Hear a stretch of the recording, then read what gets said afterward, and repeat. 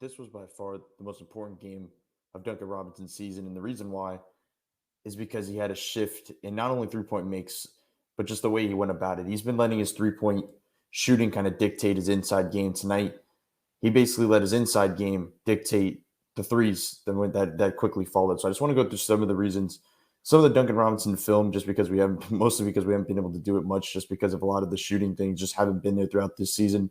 Tonight it was, and you just see the difference in the conversation because he has grown in a lot of areas. It's seen when 3 pointers are falling. You kind of notice it more and more. So I just want to go through some of the things that we saw. The first thing is the obvious one that kind of set it all off. We're going to see Duncan loop right around. And it's the thing I've been kind of drilling for a long time here, where it's just a little combination that he needed to get down. But it felt like the 3 pointer falling had to trigger it. Like if the three was falling, you can get guys flying by you. You have guys' bodies going so fast to try to stay up with Duncan Robinson that you throw just a quick pump fake, 1 to 2 dribbles, quick pull up mid range. And it felt like that one combination that he had to work on the offseason could change everything in his game. That the three not falling super, super consistently this season has basically meant it hasn't need to be, it meant to be drilled too much. Now we'll be able to see it where he let that shot dictate the outside shot. So we see right here, he gets it in his spot. He does a little pump fake, 2 dribbles, gets to the elbow, and fires over. Like that shot right there can make the biggest difference in Duncan Robinson's game moving forward. It seems simple. It seems a little dumb, but it 100% changes everything about his game because it makes a specific defenders, individual defenders think twice about when they're guarding him, that he has that in his bag. If he can just put that little combination together, it really does change everything. So after that one shot, we see everything kind of turn around and we see his looks shifting little by little. Seeing him shooting this way at home also was pretty big for his confidence and obviously for this game, for them eventually winning this game against Chicago. But now I was looking some other things that we saw tonight with Duncan Robinson. His screening is probably one of the most underrated aspects of his game just because he is a little bit lengthier than you may think when you watch him on the court. Like he has a bit of a smaller frame, but he's lengthy enough to kind of get in people's way. Right here, he screens. And you don't usually see this right here, which is just a bad thing by Chicago's defense. You have Kyle Lowry, who's had 12 assists in the first half, who has just had a great passing game overall. But you see 2 defenders flying to KZ Okpala while they leave Duncan Robinson wide open. It's usually the complete opposite. It's usually 2 defenders flying at Duncan Robinson, leaving KZ open. As you see right here, Kyle Lowry's going to see it with his back to the basket. Duncan Robinson lays it in. It's funny because as we talk about, we're going to link Duncan Robinson and Kyle Lowry together a lot in this type of, when looking through these plays. Duncan Robinson had 5 field goal makes in the first quarter. 3 of them were threes, 2 of them were twos. All 5 of his makes were assisted by Kyle Lowry. And I feel like that isn't just things falling into place. As we're going to see at the end of this, it was a lot of just Kyle Lowry searching for Duncan Robinson, basically saying, we don't have Jimmy, we don't have Bam. Duncan Robinson needs to play well. If we win this game, they need to get him going, and that's what he basically did.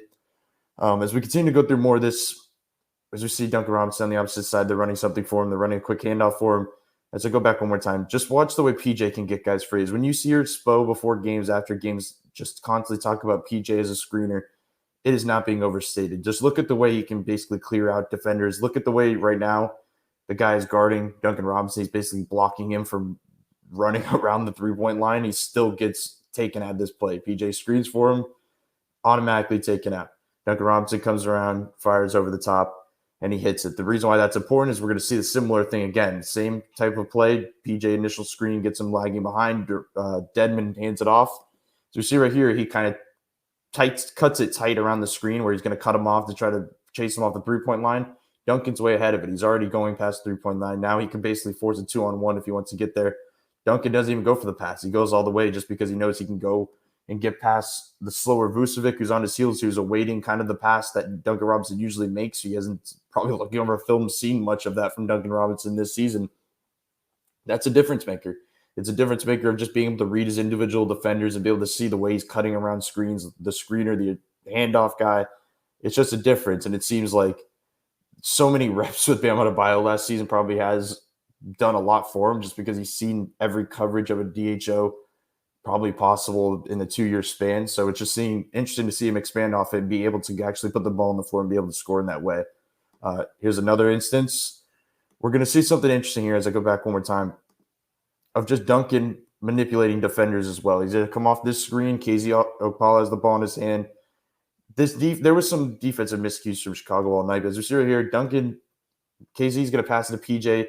Something an offensive tweak might be made instead of having it continually in the mid post, kind of ride the baseline every single play without Jimmy, Bam, and Markieff, three guys that basically went into the mid post every play. They're starting with Kyle and PJ to go into the 1 foot right where PJ is. PJ and Kyle would get the ball in the wing, the 3-point line, and kind of play make from there. And it was a tweak that basically helped Miami fully. They actually had a base in their offense, which they haven't had in about 3 games before the Milwaukee game. So as you see right here, they're getting into PJ like they do almost every single play.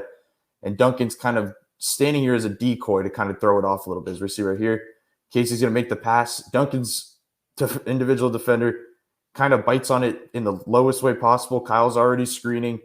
And that half a second that he hesitated on Duncan, it's an easy layup after that. It's the littlest things. Is when we talk about gravity, it truly is gravity because he has the ability to fool defenders just by a half a second. If he goes, he's got it. It's not just threes. It's that he has an ability to fly off screens and cut over to the opposite weak side to get the 3 in the corner. But obviously now he's able to work it into the inside and get open looks like that.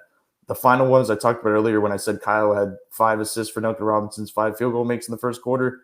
This is when I say he was searching for him. Like he was looking for him when he had the ball in his hands. They're running fast breaks like this. Kyle's running the floor. Duncan's on the opposite side. He could wait it out. Usually he waits this type of stuff out just because he's such a smart player that he can wait it out, either hit PJ or maybe hit Duncan afterward.